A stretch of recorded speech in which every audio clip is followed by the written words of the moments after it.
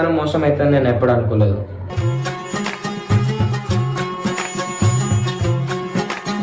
నేను ఇమ్రాన్ ఒకటి, ఇప్పుడు ఆ ఒకటి కాస్త ఇద్దరం విడిపోయేదాకా వచ్చింది.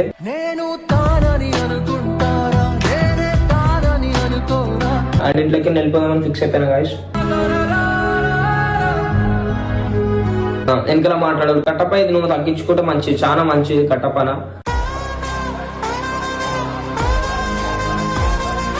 నేను ఆడపిల్ల వేషం వేసుకున్నా గాయస్ నేను వాళ్ళ గురించి.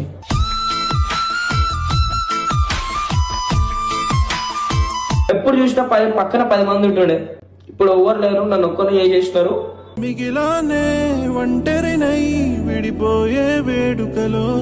గుర్తుపెట్టుకో కట్టప్ప, నాకు ఒక ఇన్ఫర్మేషన్ వచ్చింది. నన్ను తీసుకోదామని ఇమ్రాన్ అన్న అంటే వద్దన్నోలే, గుర్తుపెట్టుకో.